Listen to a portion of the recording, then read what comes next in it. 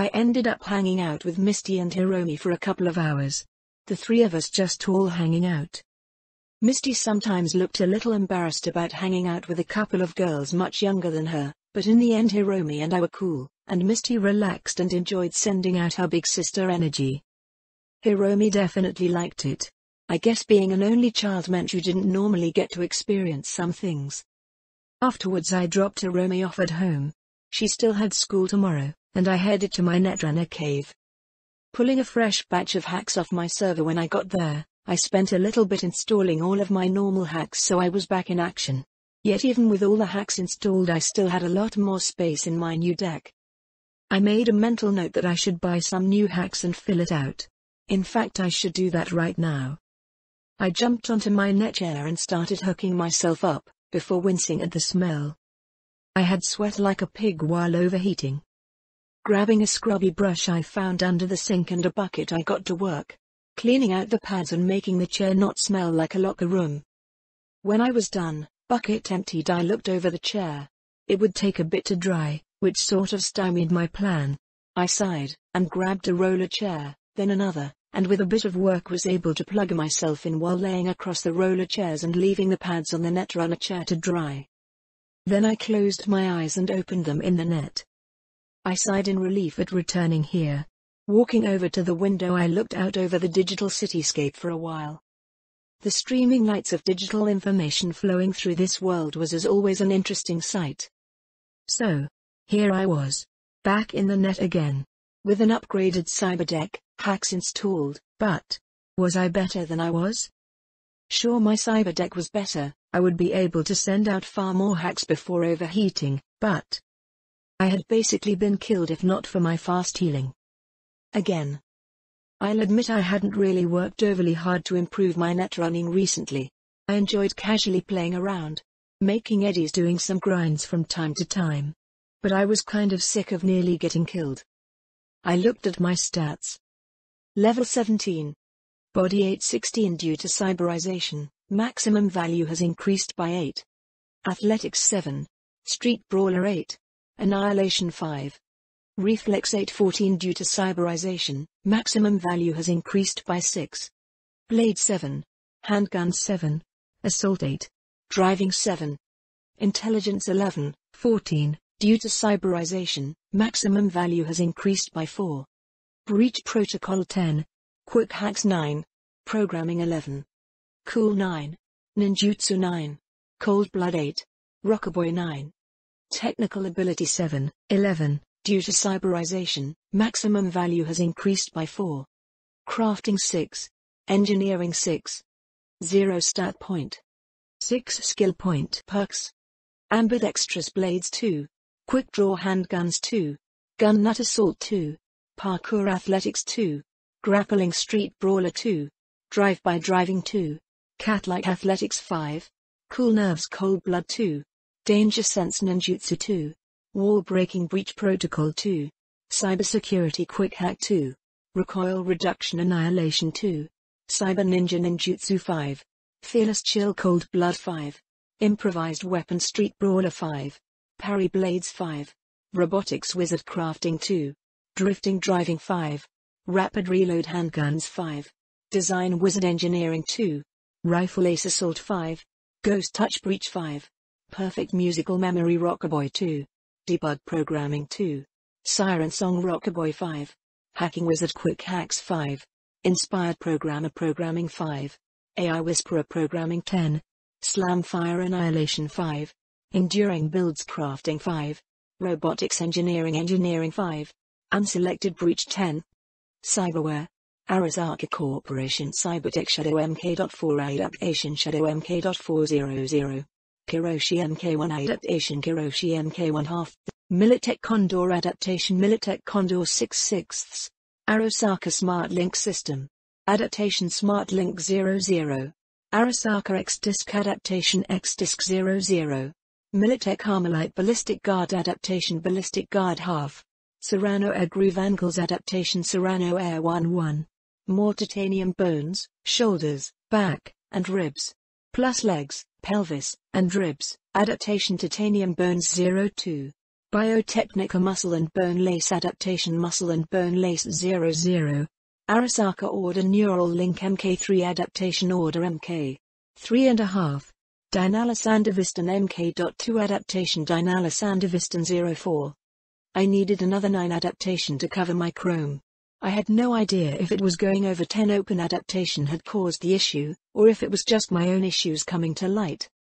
At least my neck didn't bother me anymore. I shook it off and focused on what was important. Obviously the first thing I needed to deal with was my perk. Breach 10. That was gonna be a big upgrade. Not least because Breach was so integral to net running. In the end, there was only one that still stuck out to me, at least only one that I could unlock without prerequisites. Strong Breach. A door is only as strong as the wall. Damage code, break data, make your own path. It would allow me to break into nearly any system, only it would definitely alert anyone on the system something was wrong. Like taking a cannon to the front door. I picked it anyway. I shivered as the knowledge flooded me. I had a new understanding about server architecture, how fragile it really was. How easy it would be with a virus, to delete just one bit of code and have all the defenses tumble down. Every system had a weakness. Every system was just code iterative on top of older code, and older. That would be useful for the future. With that done, I focused on everything else. 11 was my highest stat. Before I had nearly got killed in the net that hadn't bothered me. Now it did, but I also knew I still had stats that needed to catch up. I was close to bringing a lot of my stats and skills to 10. I had been playing around a lot recently. The fact was that playing around let me stay happy. Let me live a life that I wasn't ashamed of, so I wasn't upset at the fact, but in order to continue to be able to play around, I needed strength. I stepped back from the digital landscape. Spend some time improving. I whispered a promise to myself. Then I stepped out, and jumped to the Kabuki roundabout. The digital server welcomed me, and I walked up into the dewdrop inn. Rolling my eyes at the music that played loudly in my ears, I tweaked my connection, shutting it up to almost nothing, and moved on. Where was Yoko? I wondered, looking. I didn't see her, but I hadn't exactly been hiding my connection request. A few moments later I saw her, stepping out from a door that led to nowhere. Or to her private space if she wanted. Our eyes met and I nodded to her, and she jerked her head to follow. Back through the shrine door. I hurried to catch up and stepped through, transferred to that same shrine space I had seen before. Your deck seems to be serving you well. She offered and I nodded. Thank you. It was nothing. I got something as the middleman, and paid a debt to you. She waved off, her tails around her twitching as she shifted. It wasn't nothing to me. It's nice. To be on the net again, to have a cyber deck again. Feels like I just got an arm back. Hey. It's been so long since I've disconnected completely I don't think I could properly contemplate it. She agreed and I moved to settle beside her on the stone bench she was resting on, right inside her little shrine space. I was hoping to get some, well, information, but more advice than anything. I said, and she looked at me, her eyes twisting in rainbow colors. Oh? I don't want to nearly get killed like that again. I've spent enough time playing around. I need better weapons. I need information on how netrunners fight, both normally, and in the combat zone, and hacks that you'd suggest that I can rewrite for myself. Well, this is unexpected. But not unwelcome. I'll give you all of it for a cheap price. I have a hack I am putting together I could use some debugging on. A new set of eyes to clean it up. I wanted to groan but nodded. Deal. Well then, Ghost in the Shell. Let's get started.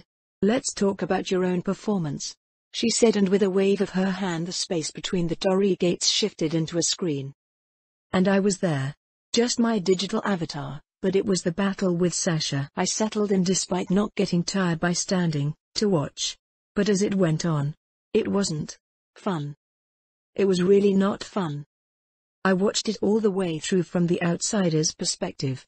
There was a lot I could have done differently, but mostly it was preparing things. I wasn't set up to face netrunners in that sort of battle. But to my surprise Yoko didn't share the same thoughts. Explain your movement here, she asked, and I looked as I saw myself run from the Balrog. I moved myself through breaching the server to a new position. Yes, but why? Why run? I don't think I can take that thing. Why? Because it is fearsome? Because you have no defenses. Why did you run? I blinked. That demon would have beaten me. You believe so?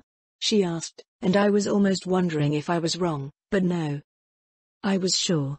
My instincts and knowledge all knew that facing the Balrog was a bad idea. Yeah. You are correct. Hellflame on 2.132 would not have beaten the Balron in any length of time. She said, and I blinked as her speech had shifted from her to a sort of digital statement of what the hack's name was. It was kinda silly, but okay, sure, I wouldn't want to remember the version for something either. But more interesting was that the Balrog was called a Balron? Okay, sure. Yeah, the Balron had a defensive hack, the fire. The Hellflame would have just eaten at that, leaving the demon plenty of time to do whatever it wanted. I explained, the knowledge I had followed instinctively coming out. Indeed. You were able to notice that, that's good. You have good eyes. But why breach jump? You could have likely outran the Balron normally. Your speed was greater than the demon. I blinked, thinking back to what I had been thinking at the time. I think I just wanted to lead it around back to Sasha. Your first instinct was the breach jump? She questioned, but it was quite more to herself. I guess. Breach jumping is a skill. An advanced skill. You used it before, when I let you access the damaged server. She reminded me. But the use of it then, and the way you used it now are two very different things. She muttered, staring, but then she waved and shifted the screen again. This time, to when I hacked into the server at the start. You breached the server quickly. Your opponents hadn't even gotten ready to try and you were already in. Can you do this while defending yourself? I don't know, maybe. Depends on how much defenses I put up, and how much this new deck speeds me up. Little to moderately depending. She answered back. With your skill likely little. The Seicho was already good at that. She answered before shrugging again. My suggestion to you, Mochiko? Gaining knowledge of the net is the best thing you can do. Breach whatever server you are on first. Cracking the server means you crack the world itself. You can alter the battlefield, or at least see the battlefield for what it truly is if the defenses are too great. I nodded, taking that information in. Slowly Yoko ran me through the battle, questioning different things I did, mostly to see what I thought about them, and offering her own advice after. It was surprisingly useful. In the end Yoko dumped a lot of data onto me, which took a moment to save it to my server. Then I narrowed my eyes and glared at her, which she noticed and smiled happily. I was wondering if you would catch that. She admitted shamelessly as I cut the demon she had sent through, to spy on me. Well, it's squished now. Good.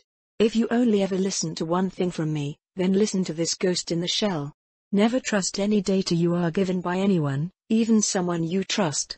Check, double check, and then assume you missed something. Always. She told me, and then suddenly I was forcefully moved outside the shrine back at the entrance to the roundabout. I nodded. Good advice. I jumped back home. Time to get some work done. I had worked through the night debugging the program Yoko had needed work done on, and I wasn't even going to point out to her that it wasn't her work.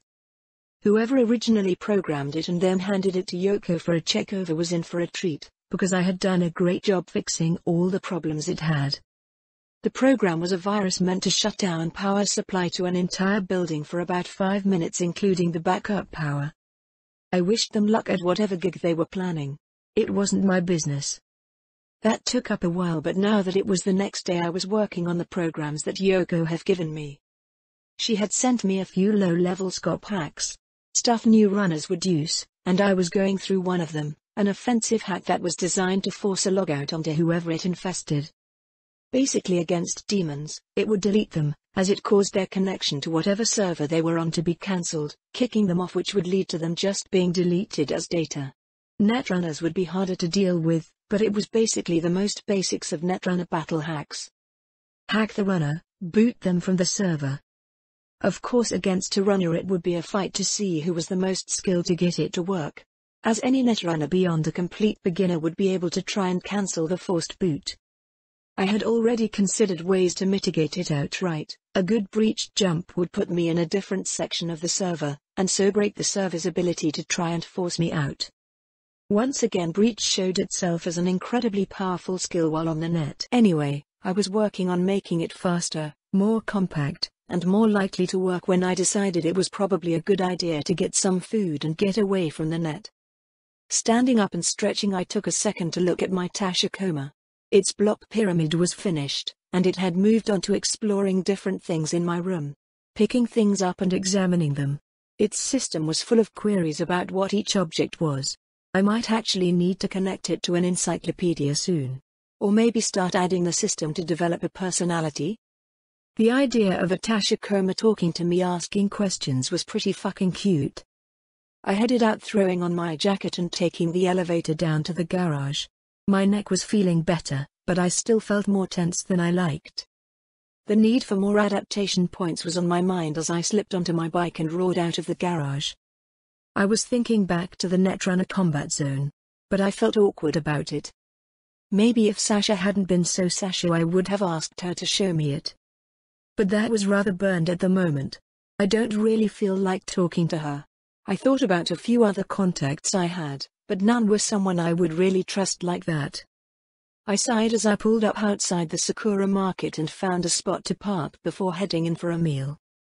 I was on the stairs when I got a call from someone that I couldn't just leave hanging. Especially since she probably knew exactly where I was. "Hi Wakako. Stop in. Now, I have a job for you on a time limit." The call clicked off and I turned and bounded back up the stairs and across the street. Jig was the same as always and I jogged to Wakako's parlor, but for once Wakako didn't keep me waiting. She was actually standing outside, smoking a cigarette and making everyone extremely nervous with her glare. "Say nothing. Take this. Complete the task, I will make it worth your while," she said, simply handing me a shard, and I nodded, slotting it. Oh. Well, that explains the rush. "I'm on it," I said, turning and jogging off. I almost felt like whistling, because this was going to be fun. Susan Shinama. She was a contact for Wakako. The type that would slip into gangs and send her information. Quite literally a spy. And right now she was in deep shit. Someone had caught her, or at least she had sent a message saying someone had blown her cover, and then she had gone radio silent. That meant Wakako needed her recovered, and the best part? I didn't even need to go do net running crap to find her. Wakako had her location. I had almost gone straight there, the urge to potentially get some XP incredibly tempting, but I had taken a breath, and actually remembered what June would say if he found out I ran off by myself without even gearing up. So I drove home, raced up to the apartment, got armored up, and then switched to the quadru as I drove to where Susan had gone missing. It was a nightclub. It felt almost cliché, but she had picked up a gig at a nightclub run by the Valentinos. El Jefe. It wasn't like the usual Tino bars. The quiet sort of dive bar, like the Coyote. No, this was more of a strip club, or a BD bar.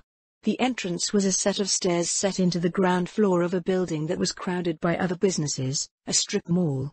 The information Wakako gave me was pretty complete, but it wasn't like I was going to walk into the entrance in broad daylight.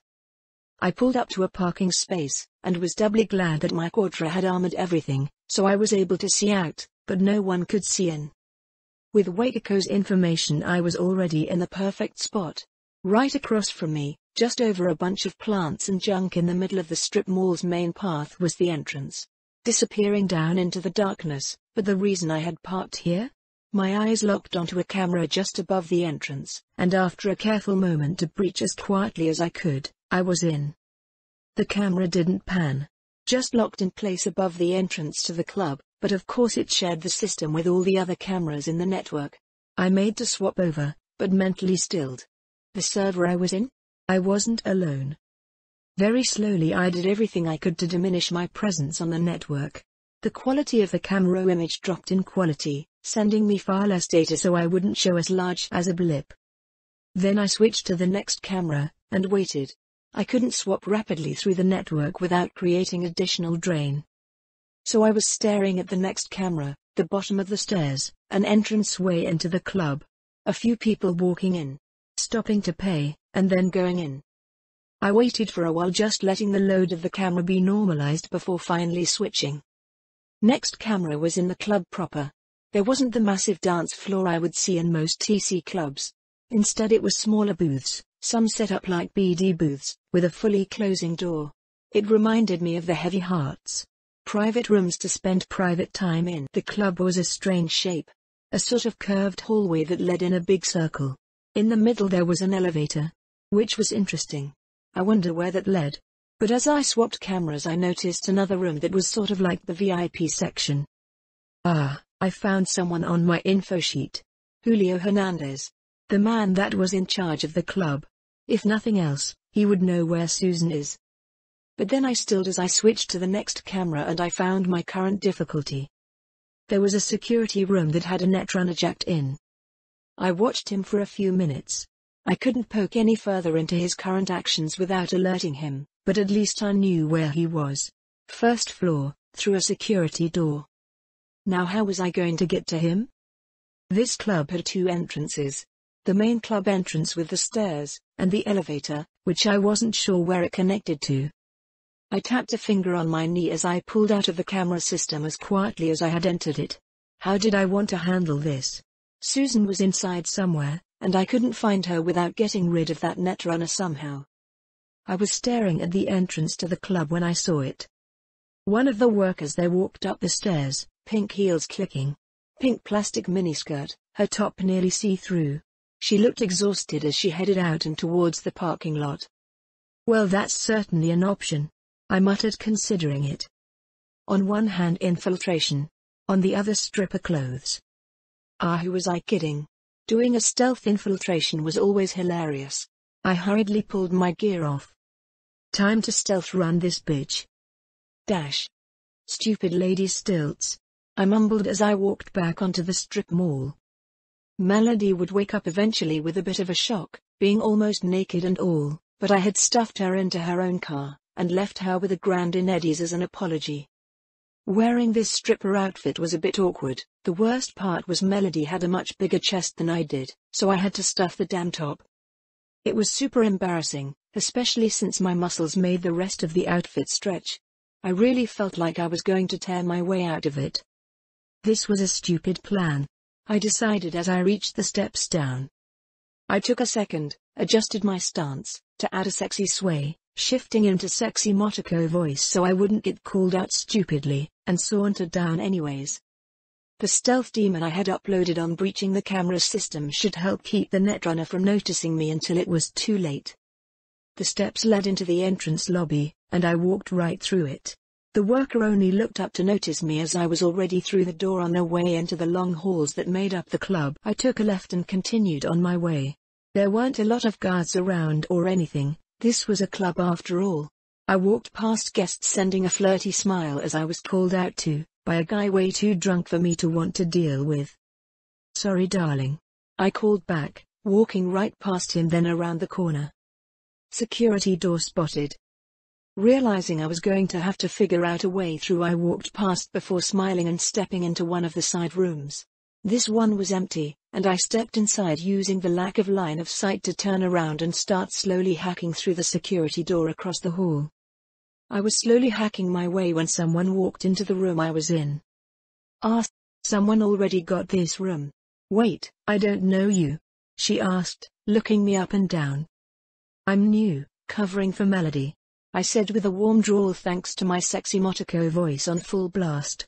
I just needed to get this woman to go away and keep hacking the door at the same time. Well, don't slack off. Come on, start cleaning up already, we need this room ready for the next customers, she said haughtily, and I smiled despite wanting to do anything but, as I turned and started gathering up the leftover garbage, mostly empty bottles, as the older woman threw her long pastel pink hair over her shoulder and started helping. I'm surprised they hired a new person, I mean, I guess it makes sense, we lost Susan, she sighed, shaking her head, and I twitched at that. Oh? Someone decided to find better work? I asked teasingly. PFFT. Please. No, Susan did something, not sure. They dragged her downstairs last night. she whispered, giving me a serious look. So make sure you don't fuck around. The boys treat us all right, we enjoy toys after all, but they find you fucking around they'll replace you too. She said, enunciating replace heavily. I nodded along seriously, playing into my role as I continued to help clean up, grabbing bottles and trash and even using some wipes hidden in the seating that Mariana showed me. Then it happened. I reached out, and she did the same for a bottle, and our hands bumped into each other. I didn't notice it right away, but as I pulled up the bottle I looked at her, and I knew. My arms, I had covered them in the plastic jacket thing, but my hands were still visible. A girl working at this sort of place would have synthskin, or chrome that looked pleasing. My condors were military issue, completely out of place. She looked at me. I looked at her. I considered what to do. She must have realized it as well. You aren't covering for Melody. No. Melody is sleeping in her car right now. She'll be fine. I answered simply, still holding the bottle. The door to the room was closed. I could knock her out, and these rooms were soundproof for a reason. She realized what danger she was in. She swallowed and I could see her mind running through choices. Relax. I'm not here for you. I offered, but it didn't help. She made a break for it, trying to scream for help. I was on her a moment later, long before she reached the door. Her hands reached out at empty air, scrambling to open the door as I locked my arm around her throat. She gasped and then twitched as I pressed just the right way. Huh? It's been a while since I did a lot of takedowns, but my condor actually made it a lot easier. I brought her to the ground as I considered what to do. I dropped a Waptakari boot on her and then just stuffed her into the corner. That should keep her out of trouble for a while, especially since these booths were soundproofed. Now that I had some time to actually work, I refocused on the door across the way. 40 uninterrupted seconds later I was through. Taking a moment I casually walked out of the room. No one was looking down the hall, and I walked across. The security door opened as I approached and closed behind me. Hello. I whispered to the netrunner. Poor guy had no idea what was about to happen to him. Luckily for him, I had learned something important a while back from Blazed. Netrunners tended to have a code around each other. This guy didn't look like he was Valentino, probably just a rando, hired on to watch their stuff in exchange for security to surf the net without worrying about his body. His poor defenseless body. I almost giggled as I walked over. I wasn't going to kill him, but he definitely wasn't going to appreciate what was about to happen. I found the system his net chair was hooked into, and with a few presses began emergency booting him. Being forced out like that would be disorienting, as his mind was pulled right back into his body uncontrollably. Then just before he would have woken up, I reached over and yanked his connection. He spazzed out. If I had done that without forcing the boot he would have had a stroke. But I was being nice. Then while he was absolutely defenseless I sent a gentle and non-lethal short circuit. He spazzed out worse as electricity started frying him, jerked out moans escaping him randomly as he was rather completely rendered helpless. I was just about to get into the system to find Susan when I noticed it. An XP alert. I looked right towards the netrunner, seeing he was still alive, and frantically checked the alerts before seeing what it was, and relaxing. 250 XP gained. 250 XP gained. Level up achieved. 1 stat point gained. 1 skill point gained. 250 XP gained. That's right. I get XP for knockouts. I realized I had just gained enough for a level up. Suddenly feeling much better about everything. I walked over and patted the netrunner on the head. Just for that, I'll not trash your stuff. I told him, not that he heard me, as he was still unconscious and jerking randomly as the short circuit caused another surge. I almost feel bad about the headache you're gonna have. I explained and then turned to get back to work. I accessed the system, and since I was in the security center that meant it was all open to me. I added myself into the elevator security with a thought, and checked for additional security cameras. There were none. Whatever was downstairs was going to be entirely up to me to handle. Adding in a few adjustments to the security system for the future, I was ready to go. Walking out without a care, having direct access to the cameras, meant I could walk through the whole place without anyone seeing me. The elevators opened as I approached and I slipped in. Flipping up the plastic skirt I had been wearing, I pulled out my Unity and a few mags from my thigh where they had been hidden. Adjusting everything to be easier to work with, I slipped the silencer onto the barrel while whistling a few notes and just waited for the doors to open to the subfloor too. They opened to a well-lit hallway and carpeted floors. Some sort of office space. I walked out slowing as I came to a set of windows looking into the hallway, old blinds failing to properly hide what was inside. First room was an office. A desk and computer with a guy glaring at the screen. I considered moving past him. I considered just opening the door and popping him, but honestly? I walked over hiding my pistol in the small of my back and knocked. What? It's Melody from upstairs. She called out, waiting. She could hear the man get up and stomp to the door. Dumb bitch. What part of "don't come down here" was too hard to understand? He demanded as he slammed the door open. Sorry sir. I was told to, by Mr. Hernandez. He's been trying to reach you? What? My agent is fine. What shit is this? He demanded and turned around to head to his desk. The door closed behind me with a click as I was already on him. Slipping out of the heels, I slammed a foot into the back of his knee at the same time as I wrapped my arms around his throat. He struggled for a few seconds, but he didn't have the chrome to protect his throat, and with my chrome arms, there was no chance of really resisting. A few seconds was all it took. The blood interrupted to his brain and he passed out. I dropped him and dropped a reboot optics on him too. Mostly just cause it was funny. 250 XP gained. I smirked as I turned and strutted back out. The next office was empty, and I strolled past. Then down the hall I came across my prize, a hidden party room. The VIP of VIP spaces. The place made me want to gag. It was gaudy and looked cheap, but it also had a stripper pole surrounded by couches, and handcuffed to the pole hanging limply, was Susan. I grumbled, she had definitely been beaten. I glanced around. Getting eyes on everyone inside. 8 guys? That's a lot for just watching a kidnapped girl, but I realized after a moment of watching, no. It was 2 guys watching Susan, and the other 6 partying.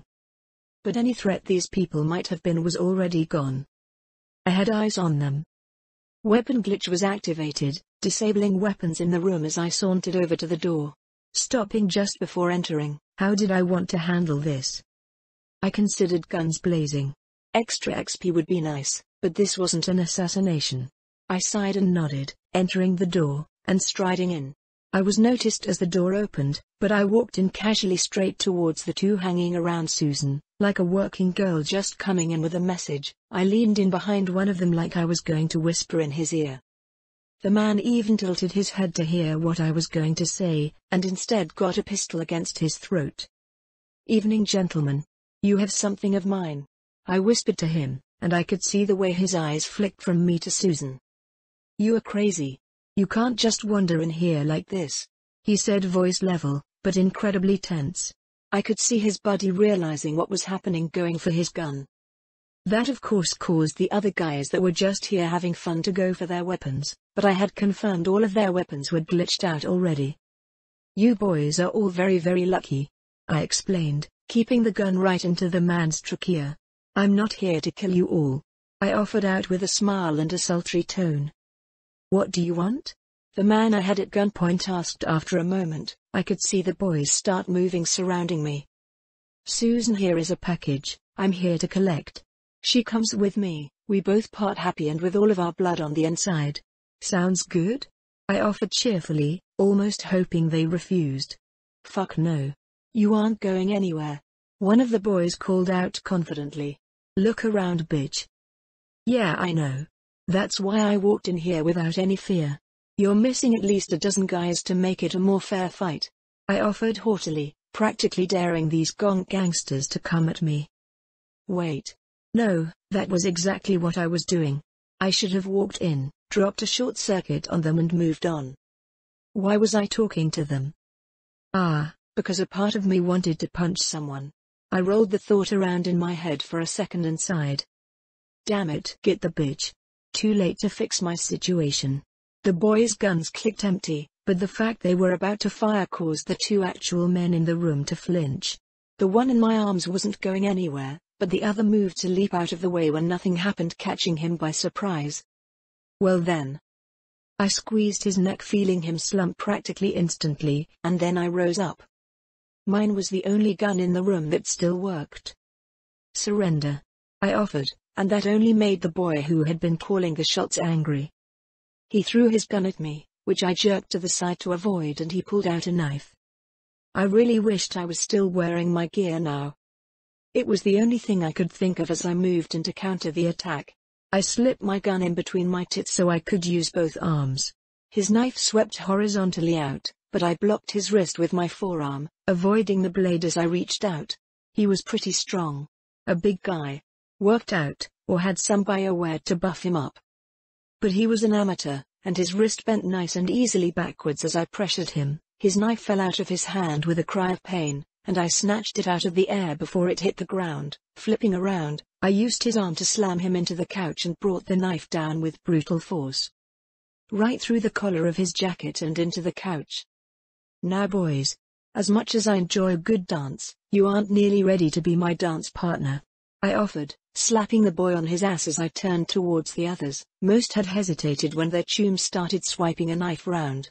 The others had been ready to jump on me to help, but when I had the knife they had also hesitated. Boys playing gangster. Sure, I had no doubt they would kill me given a chance, but risk to them? They were cowards. Here for the fun, not the danger.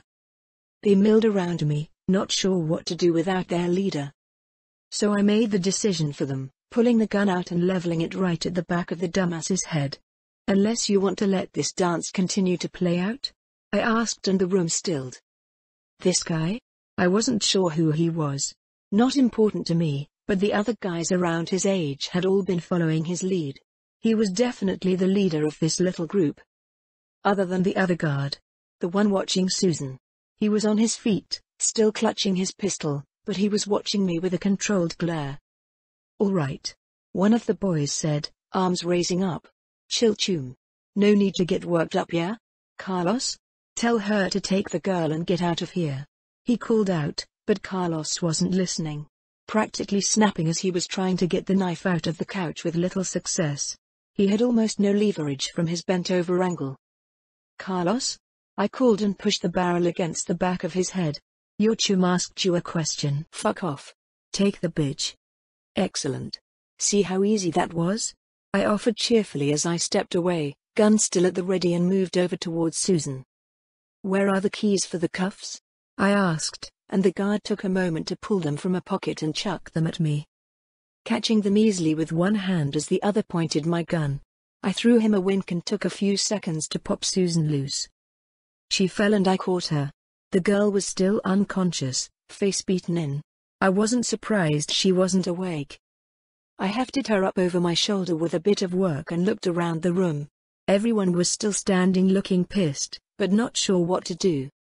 Boys, I offered a farewell as I walked out the door, and then hurrying to the elevator. Thankfully I had already infested the security, so the elevator was already open and waiting to send me up to the next floor. I could practically see the calls being sent out from the boys as they called the men upstairs to let them know what was going on. The elevator doors closed and I prepared, checking the camera systems through the direct access I had to their security, seeing the people upstairs were already frantically moving towards the elevator. Then before the doors opened I dropped optic reboot on the entire place. I watched through cameras as men previously hurrying towards the elevator stumbled and tripped over each other. The doors opened and I sauntered out, glad I wasn't wearing those stupid lady stilts anymore. I should have just kept my damn boots on. Going barefoot was so weird in Night City. I was constantly worried I was gonna step on something gross. I walked out, only slowed a little by the stairs that took me out of the club. Then I hurried over to my car, ignoring the looks people sent me.